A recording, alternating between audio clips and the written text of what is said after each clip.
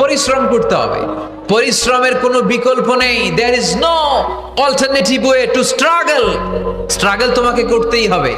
কেউ তোমাকে তোমার জন্য স্পেস তৈরি করে দিবে না।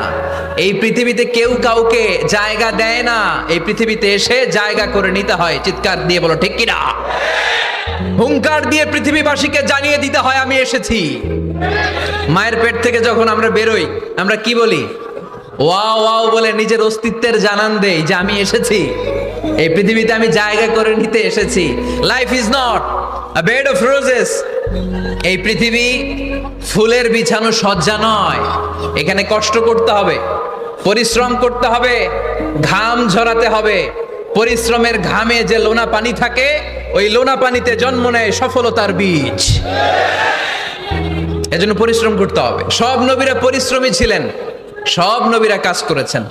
সূরা জুমার এই 10 নম্বর আয়াতে আল্লাহ তাআলা আমাদেরকে মোটিভেট করে শিখাতে চেয়েছেন যে স্বাবলম্বী হও, নিজের পায়ে দাঁড়াও, কাজের সময়ে কাজ,